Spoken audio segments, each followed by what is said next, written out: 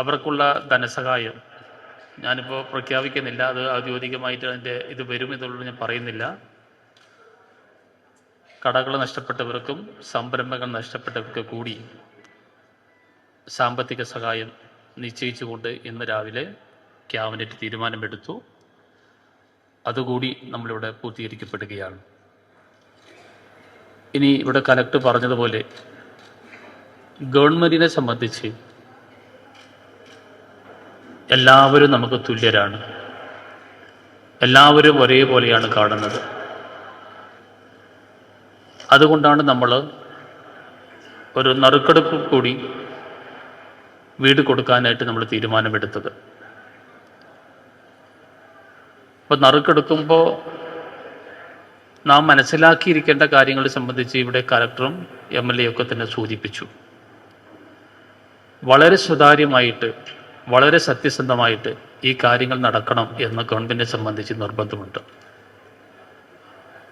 അതുകൊണ്ടാണ് മന്ത്രിയായ ഞാൻ, MLA ആയ സിദ്ദീഖ് MLA, ജില്ലാ പഞ്ചായത്ത് പ്രസിഡന്റ്, ജില്ലാ കലക്ടർ, സബ് കലക്ടർ അരുൺ തുടങ്ങിയിട്ടുള്ള എല്ലാ ജനപ്രതിനിധികളും, നമ്മുടെ ജില്ലയിലെ ഏറ്റവും പ്രധാനപ്പെട്ട എല്ലാ രാഷ്ട്രീയ പാർട്ടിയുടെ പ്രതിനിധികളുടെയും സാന്നിധ്യത്തിലും നിരീക്ഷണത്തിൽ കൂടിയാണ് നമ്മൾ ഈ നറുക്കെടുക്കുന്നത്. അത് നിങ്ങളുടെ മനസ്സിലുണ്ടാവണം. രണ്ടാമത്തെ കാര്യം, ഇപ്പം നമ്മളെല്ലാവരും നറുക്കെടുത്തതിന് ശേഷം നമുക്ക് വെച്ച് മാറാം എന്ന് വിചാരിച്ചാൽ അത് നടക്കില്ല. അങ്ങനെയുണ്ടല്ലോ, നമുക്ക് ശരി, നമുക്ക് അങ്ങോട്ടും ഇങ്ങോട്ടും മാറാം എന്ന് ചിലപ്പോൾ ധാരണ ആരെങ്കിലും വെച്ച് പുലർത്തുന്നുണ്ടെങ്കിൽ അത് നടക്കില്ല. കാരണം ഇത് ഡിജിറ്റൽ നമ്പറാണ്. നമ്മുടെ പ്ലാനിൽ തന്നെ ഓരോ വീടിനും ഡിജിറ്റായിട്ട് നമ്പർ കൃത്യമായി രേഖപ്പെടുത്തിയിട്ടുണ്ട്. പുറത്ത് നമ്മൾ മാറ്റിയാലും അവിടെ മാറില്ല. അത് നമ്മുടെ മനസ്സിലാണ്ട ഒരു കാര്യം. രണ്ടാമത്തെ കാര്യം, ഇവിടെ എടുക്കുന്നത് കൃത്യമായിട്ട് രേഖപ്പെടുത്തുന്നുണ്ട്. അപ്പം ഇത് ആധികാരികമായിട്ടുള്ള റെക്കോർഡാണ്.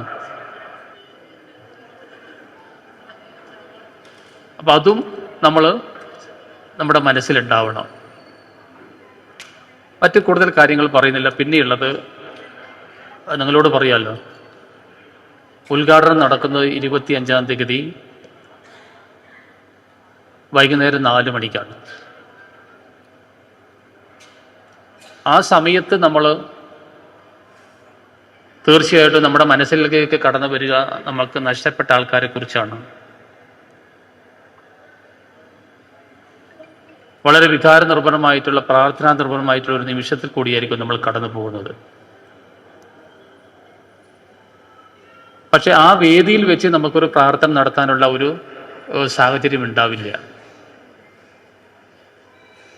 നമ്മളെല്ലാവരും വിശ്വാസികളാണ്. അപ്പോൾ ഉദ്ഘാടനത്തിൻ്റെ തലേന്ന് വേണമെങ്കിൽ അവരുടെ ഇഷ്ടം ഞാൻ പറഞ്ഞതുകൊണ്ട് ചെയ്യണമെന്നില്ല. ഉദ്ഘാടനം നാളെയാണെങ്കിൽ ഇന്ന്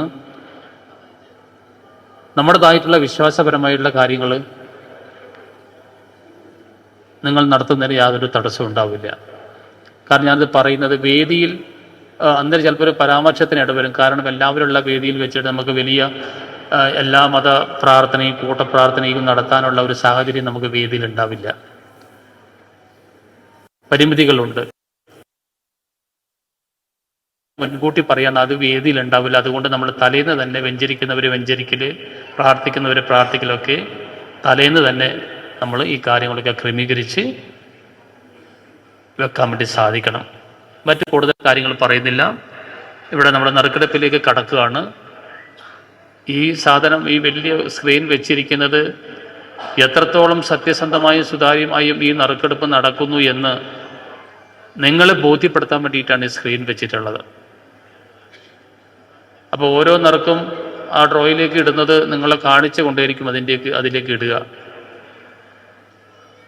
അതിനുശേഷം പേര് വിളിക്കുന്നതനുസരിച്ച് ഓരോ ആൾക്കാർ വന്ന് എടുക്കുന്നതും അതിൽ നിങ്ങൾക്ക് കാണാൻ വേണ്ടി പറ്റും. അതുകൊണ്ട് ഒച്ചവും ബഹളമൊന്നും ഇല്ലാതെ നമുക്ക് വളരെ വേഗത്തിൽ ഈ നടപടിക്രമം പൂർത്തീകരിക്കേണ്ടതുണ്ട്. ഇതിനു വേണ്ടിയിട്ട് നിങ്ങളെല്ലാവരുടെയും സ്നേഹമുള്ള സഹായ സഹകരണങ്ങൾ നമ്മുടെ ഗവൺമെൻറ്റിന് വേണ്ടി അഭ്യർത്ഥിച്ചുകൊണ്ട് ഞാൻ അവസാനിപ്പിക്കുന്നു.